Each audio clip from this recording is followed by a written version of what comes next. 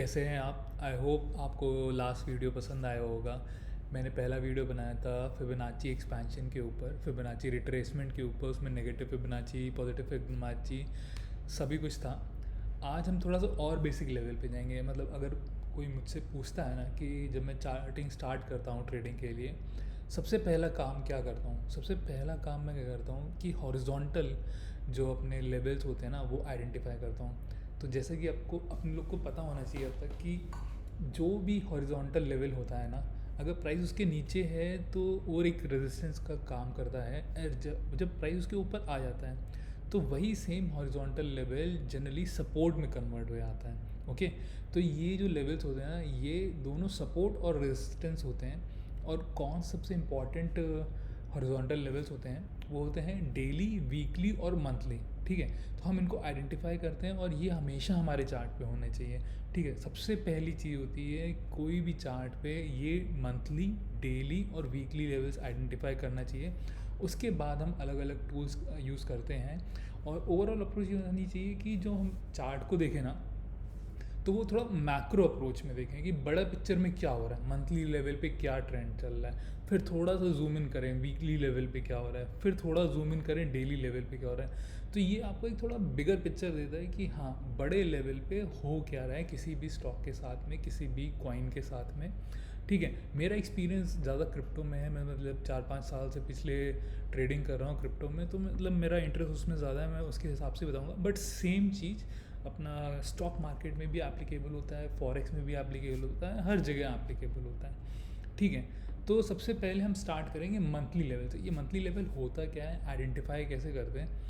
ठीक है, तो मैं जो भी ट्रेडिंग और चार्टिंग करता हूँ ना, जो मैं चार्टिंग करता हूँ ना, वो सारी मैं उस पर tradingview.com पे करता हूँ।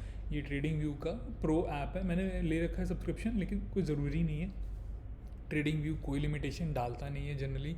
पेड और अनपेड में सिर्फ नंबर ऑफ अलार्म्स का फ़र्क पड़ता है। तो फ्री एडिशन में भी ये सब कुछ होगा। मैंने बहुत साल मतलब फ्री एडिशन पे भी काम किया है। मैंने अभी 1.5 साल पहले से ही सिर्फ प्रो यूज़ करना शुरू किया, तो कोई लिमिटेशन नहीं है उसमें। ठीक है, तो जैसे मैंने यहाँ पे बिटकॉइन का अभी चार्ट खोल रखा है। ठीक है, यहाँ पे मेरी पूरी वॉच लिस्ट है, जो भी सारे स्टॉक्स और कॉइन्स में देखता रहता हूँ, ट्रेड करता रहता हूँ, वो पूरी वॉच लिस्ट है। मैं सबसे पहले बिटकॉइन पे जा रहा हूँ। ठीक है, वहाँ से देखेंगे। और मैंने सारे यहाँ से इसमें जितना भी मेरा एनालिसिस था ना, सब डिलीट कर दिया। एकदम ब्लैंक चार्ट है, एकदम नया चार्ट है। यहाँ से आपको दिखेगा। सबसे पहली क्या चीज़ है, हम मंथली लेवल आइडेंटिफाई करेंगे। उसको आइडेंटिफाई करने का तरीका क्या है, यहाँ ऊपर जाते हैं तो ये हमें अलग अलग टाइम फ्रेम मिलते हैं। ठीक है, तो उसमें सबसे पहले जाके हम 1 मंथ सेलेक्ट कर लेंगे। मैंने यहाँ पे अपने फेवरेट्स मार्क कर रखे हैं, monthly, weekly, daily, 4 hour, 1 hour, 30 minute, 15 minute, 5 minute और 1 मिनट। तो ये मेरे सारे फेवरेट टाइम फ्रेम्स हैं। तो ये आप भी फेवरेट मार्क कर सकते हैं। और नहीं, अगर आप पहली बार यूज़ कर रहे हैं, शुरू किया है अभी, तो यहाँ पे आपको डिफरेंट टाइम फ्रेम्स दिखेंगे। तो यहाँ पे जाके आप सेलेक्ट कर सकते हो 1 मंथ, और उसके बाद इसको फेवरेट पे ऐड कर दो। स्टार होता है यहाँ पे, स्टार पे क्लिक कर दो तो ये फेवरेट पे ऐड हो जाता है। जैसे कोई नया टाइम फ्रेम होता है 3 आवर्स, उसको ऐड करना है तो कर दो। मतलब 3 आवर्स का मुझे कोई सेंस नहीं दिखता, इसलिए नहीं करता मैं। तो सबसे पहले आगे मंथली सेलेक्ट कर लेना है। ठीक है, चार्ट को ऐसा ऑटो पे रखना है तो थोड़ा सा बैलेंस बना रहता है चार्ट का। ठीक है, उसके बाद देखेंगे कि कौन से लेवल पे एक मंथ ने क्लोजिंग की और ओपनिंग की साथ में। ठीक है, इसका क्या मतलब होता है, जैसे ये जब प्राइस ट्रेंड कर रहा होता है ना, अभी आप देखोगे ग्रीन कैंडल का मतलब है नीचे से ओपनिंग ऊपर क्लोजिंग, नीचे से ओपनिंग ऊपर क्लोजिंग। तो ये 2 कॉन्जिक्यूटिव मंथ्स ना ट्रेंडिंग मंथ्स थे। इनमें दोनों पे किसी भी सेम प्राइस पे ओपनिंग एंड क्लोजिंग नहीं हुई। ठीक है, तो इस पर कोई मंथली लेवल नहीं है, लेकिन इन 2 कैंडल्स को देखेंगे, ये रेड और ग्रीन को। तो यहाँ पे इस रेड कैंडल का जो क्लोजिंग था वही सेम इसका ओपनिंग था, दोनों सेम लेवल पे। तो मतलब यहाँ पे इसका हम बताएं एंड में क्या कंक्लूजन निकालते हैं, इसका एंड में जो हम इस एनालिसिस क्या निकालते हैं। ठीक है, जब हमने ये ऑब्ज़र्व किया ना, तो हम ये मान के चलते हैं कि कोई तो बड़ा प्लेयर था, कोई तो बड़ा हैंड था, कोई तो बड़ा ट्रेडर था, जो ये नहीं चाहता था कि मंथली क्लोजिंग इसके नीचे आए। ठीक है, एक बड़ा लेवल है और काफ़ी लोग इसको देख रहे हैं, बड़े बड़े ट्रेडर्स, बड़े बड़े वॉलेट्स इस पर नज़र रखे हुए हैं, इसीलिए ये लेवल हमारे लिए इंपॉर्टेंट होता है। तो इसको हम मार्क करके रखेंगे कि ये एक मंथली लेवल है। ठीक है, ये दोनों सेम लेवल पे ख़त्म हुए ना, इसको मार्क करके रखेंगे। कैसे करेंगे, सबसे पहले ये मैग्नेट ऑन रहेगा। ठीक है, उससे क्या होता है, थोड़ा सा अच्छा लेवल पे, मतलब एग्जैक्ट लेवल पे आपको मिलेगा। तो उतना ही रिएक्शन भी अच्छा मिलेगा। उसके बाद हम जाते हैं नीचे ये लाइंस पे, इसमें हम सेलेक्ट करते हैं हॉरिजॉन्टल लाइन। ठीक है, ये भी मेरे फेवरेट में से ऐड है, टूल किट में ऐड है, मेरी पूरी फेवरेट टूल किट इधर है। जो भी सारे मैं टूल जनरली यूज़ करता हूँ सब इधर डाल देता हूँ। ठीक है, तो हम जाएंगे हॉरिजॉन्टल लाइन पे जाएंगे और जब इसके कैंडल के नीचे इस पर क्लिक कर देंगे। ठीक है, तो ये एक हॉरिजॉन्टल मतलब अभी एक लाइन बन गई। ठीक है, अब सबसे पहले इसको राइट क्लिक करके सेटिंग में इसको आइडेंटिफाई कर देंगे कि ये मंथली लेवल है। कैसे करेंगे, यहाँ पे सिंपली राइट क्लिक करते ही सेटिंग्स में आएंगे, टेक्स्ट में डाल देंगे मंथली और कोई भी एक कलर सेट कर देंगे। तो जो भी फर्स्ट कलर है ना मैं वो डाल दे रहा हूँ, रेड कलर है। ये मंथली सेटिंग हो गया। टेम्पलेट को मैं सेव कर देता हूँ मंथली नाम से ही। ठीक है, तो अगर आप जब करें ना तो ये वीडियो को दोबारा देख सकते हो, साथ में प्रैक्टिस कर सकते हो। ठीक है, तो इसने टेक्स्ट का कलर चेंज किया है सिर्फ। अभी मैं क्या करता हूँ, मैं लाइन का कलर भी चेंज करना चाहता था एक्चुअली। हाँ, स्टाइल पे लाइन का कलर भी मैं रेड कर दूँगा और टेक्स्ट भी रेड कर दूँगा। ठीक है, तो अब क्या होगा ना, ये मंथली लेवल आइडेंटिफाई हो गया। अभी डिटेल में जाएंगे, कभी भी ट्रेडिंग करेंगे तो ये लाइन आपके चार्ट पे रहनी चाहिए कि एक इम्पॉर्टेंट लेवल है। अगर प्राइस कभी भी ऊपर से नीचे आया, ठीक है, यहाँ इस लेवल पे बहुत ज़्यादा चांसेस हैं कि उसको रिएक्शन मिलेगा, ये सपोर्ट का काम करेगा। ठीक है, अब इस चार्ट पे अगर मैं आपसे पूछूं कि अगला मंथली लेवल कौन सा दिख रहा है, तो ये ऊपर। ठीक है, ये देखो, ये 2 महीनों के जो मंथली लेवल है, इस समय यहाँ पे जो मंथली लेवल है ना वो काम कर रहा है रेजिस्टेंस का, क्योंकि प्राइस को इसके ऊपर क्लोज नहीं करने दे रहा है ऑन अ मंथली लेवल। ठीक है, तो मंथली कैंडल को क्लोज नहीं करने दे रहा है। तो ये हमने आइडेंटिफाई कर लिया। यहाँ पे मैंने दूसरी लाइन डाल दी, इसको भी मैंने टेम्पलेट में डाल दिया मंथली। ठीक है, अभी नीचे और भी मंथली दिख रहे हैं, लेकिन इतना नीचे जाने का फ़ायदा नहीं, मतलब 10,000 के प्राइस पे अभी जाने का मतलब नहीं है, क्योंकि ये मान के चलो कि ये एक्टिविटी ना हम काफ़ी रेगुलर कर रहे हैं। जैसे कि ये ऐसा नहीं है कि मैंने महीने में एक बार चार्ट किया। जनरली क्या होता है कि 4-5 दिन निकलते हैं, एक हफ़्ता निकलता है, तो मैं ये पूरा चार्ट हमेशा दोबारा बनाता हूँ। और यही अच्छी प्रैक्टिस भी है, क्योंकि नए नए डेली लेवल्स बनते रहते हैं, नए नए वीकली लेवल्स बनते रहते हैं, तो आपकी भी थोड़ी प्रैक्टिस अच्छी रहती है। इसका ये इसीलिए मैं मतलब बहुत ज़्यादा नीचे का भी नहीं डालता, बहुत ज़्यादा ऊपर का भी नहीं डालता। इन केस अगर प्राइस रेंज कर रहे हैं तो जहाँ पे भी प्राइस मुझे दिखता है कि हाँ इस रेंज में रहेगा 60,000 से लेके 35,000, काफ़ी बड़ी रेंज है, तो बहुत कम प्रोबेबिलिटी कि मतलब एक हफ्ते के अंदर ये पूरा रेंज से बाहर आ जाएगा। 30,000 का price coverage is almost 50% of fluctuation, तो चांसेस कम है, इसीलिए मैं इतना उसके नीचे नहीं जा रहा है और कोई मंथली लेवल देखने। अब उसके बाद थोड़ा सा डिटेल में आएंगे नेक्स्ट स्टेप पे, वीकली लेवल और डेली लेवल पे जाएंगे। सबसे पहले मैं इसकी सेटिंग में एक बार उसको फिर से सेव करना चाहता हूँ और उसको सेव एज सेम मंथली, ताकि वो लाइन भी रेड रहे।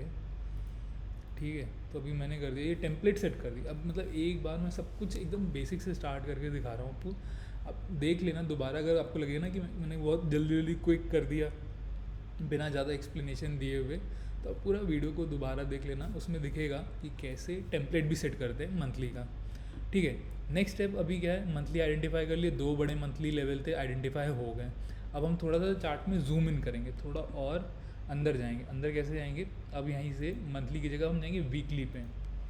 ठीक है, अब हमने वीकली पे क्लिक किया। अब ये हर कैंडल ना 1 वीक का प्राइस एक्शन दिखा रही है, हर कैंडल। अब इसमें हमें आइडेंटिफाई करने हैं वीकली लेवल्स।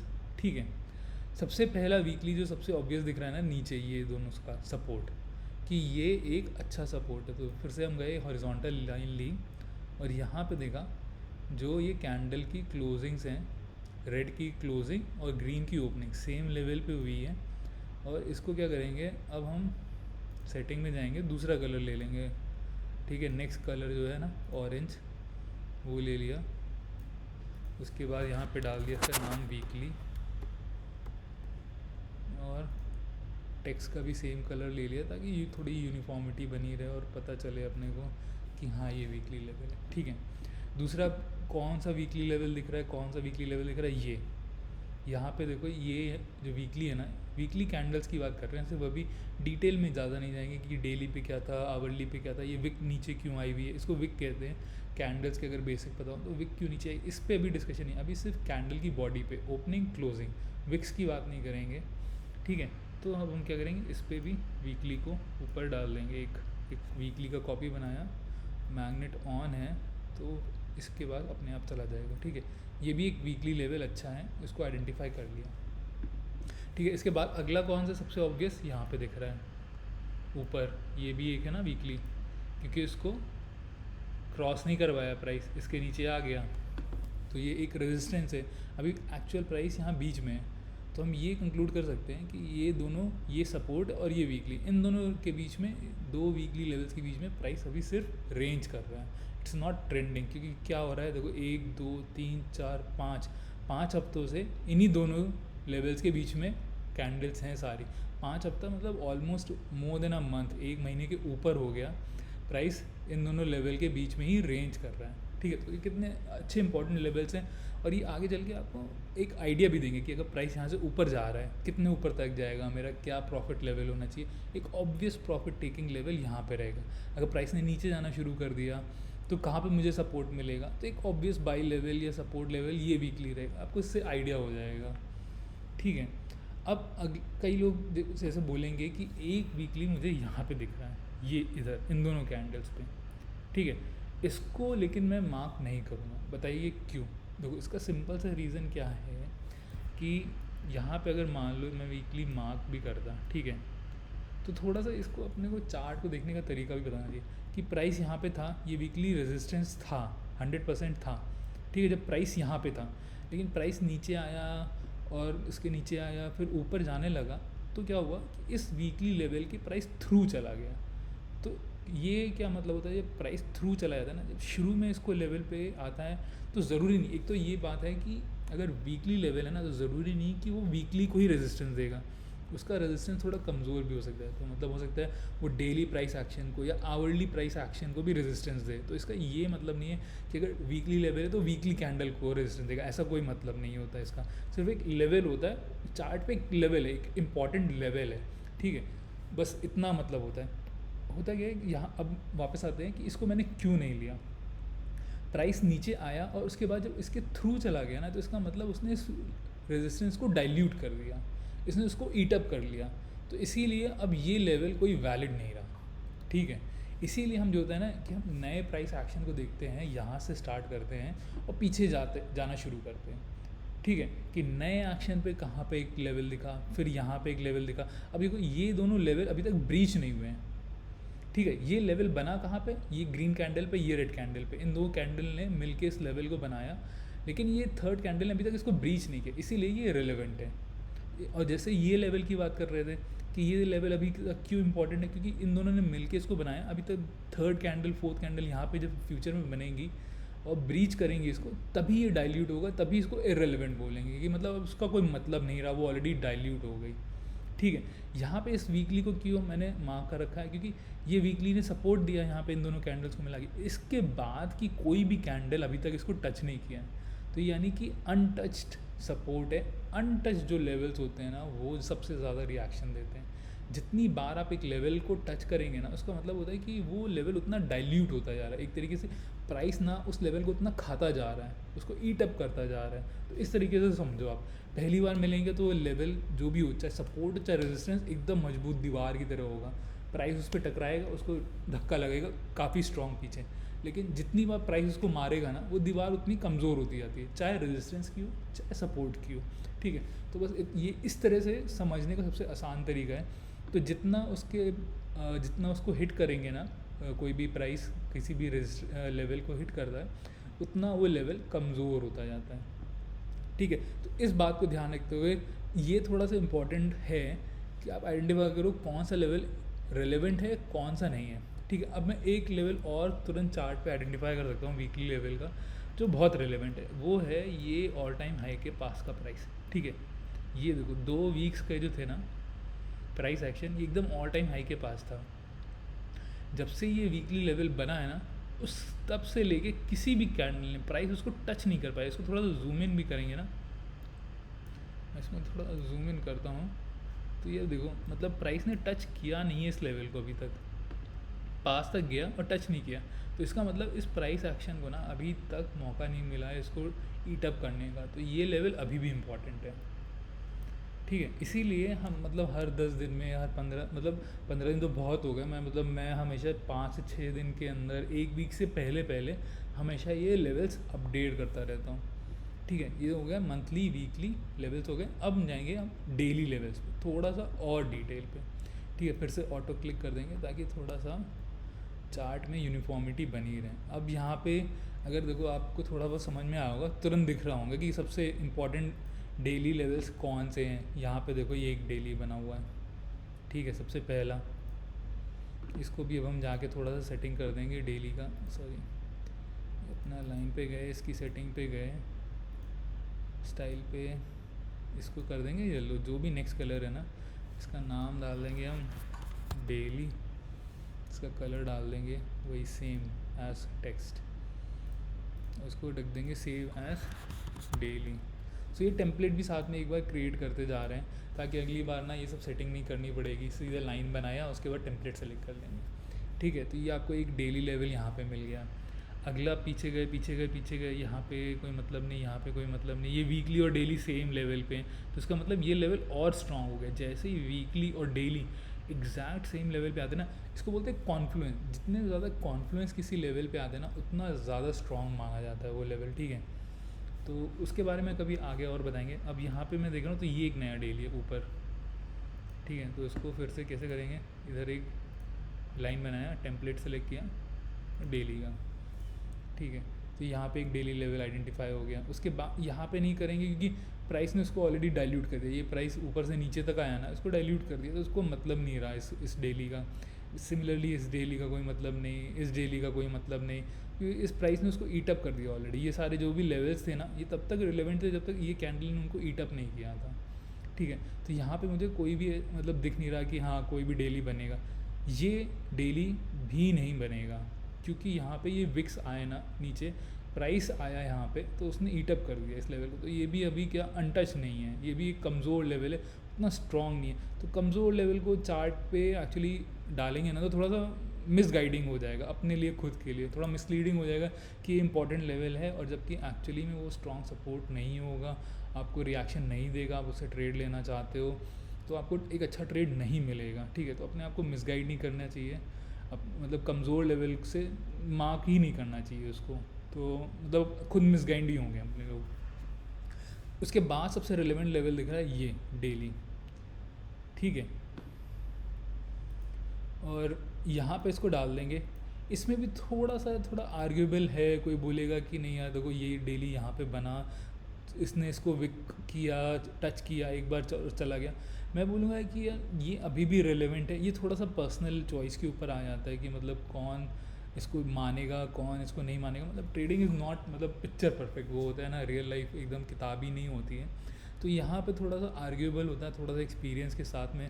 ये थर्ड कैंडल ना इतना बड़ा विक है, तो इसका मतलब ये डेली ने इसको बहुत ज़्यादा रिएक्शन दिया था, इसलिए मैं इसको चूज़ कर रहा हूँ। जनरली क्या होता है, अगर कैंडल पूरा नीचे क्लोज होता तो मैं इसको चूज़ नहीं करता, लेकिन ये सिर्फ एक विक था और इमीडिएट नेक्स्ट डे पे ही था, तो मैं फॉर सम रीज़न इसको चूज़ कर रहा हूँ। ठीक है, उसके बाद नेक्स्ट डेली कहाँ पर दिखा, यहाँ पे देखा नीचे। ये तो एकदम ही ऑब्वियस है क्योंकि एक बार भी उसके बाद प्राइस ने इसको टच नहीं किया। टेम्पलेट डाल देंगे, सॉरी टेम्पलेट डाल देंगे इसका डेली का।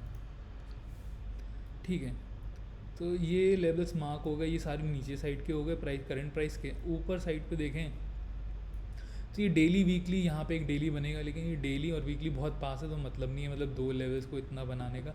बस यहाँ पे ये अपने को पता चल जाएगा कि हाँ ये एक स्ट्रॉन्ग लेवल है, क्योंकि इस पर कॉन्फ्लुएंस है कि मंथली भी है डेली भी है। नेक्स्ट डेली यहाँ पे ये ऊपर वाला। ठीक है, इसको भी डाल देंगे, इस पर भी टेम्पलेट डालेंगे डेली। अब कोई बोलेगा कि मैंने जैसे क्या किया है, ऊपर वाली दो कैंडल्स का लिया है। ठीक है, कोई मेरे से बोलेगा कि भाई ऐसा है कि उसके बाद वाली दो कैंडल्स हैं वो भी एक डेली है। बात तो सच है कि दोनों, वो यहाँ पे भी एक डेली है। जैसे इस पे गए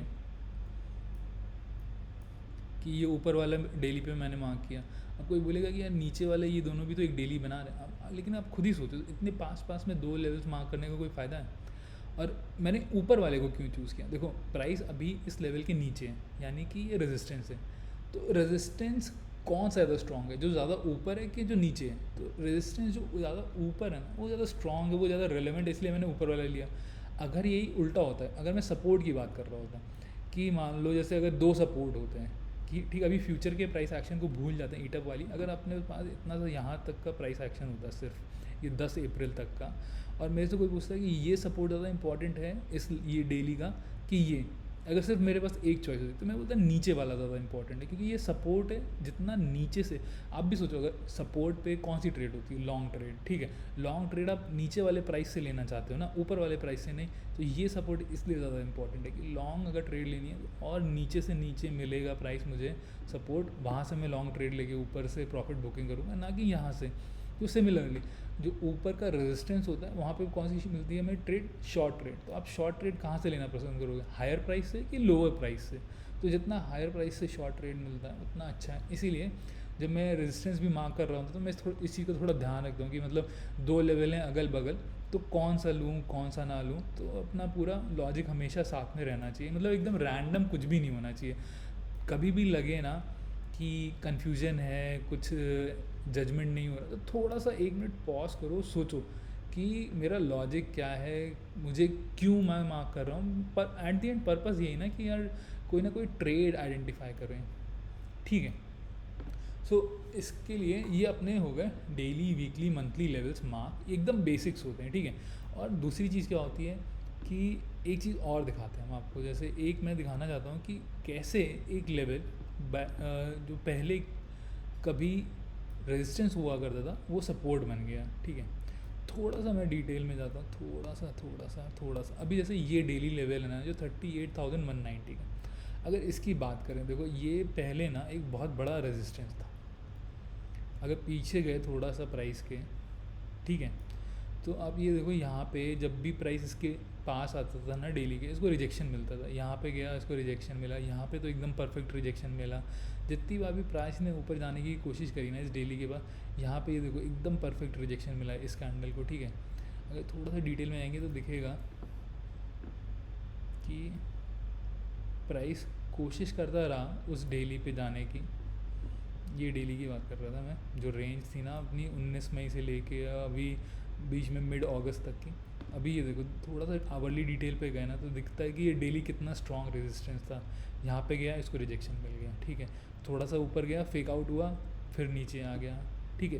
बार बार ये लेवल यहाँ से पहला रेजिस्टेंस दिया था, ये फेक आउट था, यहाँ पे फिर से रेजिस्टेंस मिला। थोड़ा सा इसको कहते हैं फ्रंट रन, जब रेजिस्टेंस के एग्जैक्ट लेवल से पहले ही प्राइस नीचे आया तो इसको बोलते हैं फ्रंट रनिंग। ऐसे ही सपोर्ट से थोड़ा सा पहले ही प्राइस ऊपर चले जाता है तो इसको बोलते हैं फ्रंट रन। फ्रंट रन क्या होता है कि कुछ ट्रेडर्स सोचते हैं कि यार बाकी लोग भी यहाँ पे ऑर्डर डालेंगे तो मैं थोड़ा पहले ही डाल देता हूँ ऑर्डर, तो ये फ्रंट रनिंग कहते हैं। और ट्रेडिंग है मतलब it is not text book, तो थोड़ा ऊपर नीचे तो होता ही है।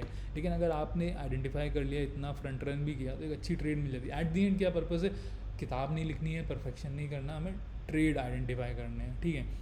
तो इसीलिए ये थोड़ा सा अपने को दिमाग में रखना पड़ेगा। देखो यहाँ पे रेजिस्टेंस मिला, यहाँ पे रेजिस्टेंस मिला, यहाँ पे रेजिस्टेंस मिला, तो ये एक अच्छा इंपॉर्टेंट रेजिस्टेंस था।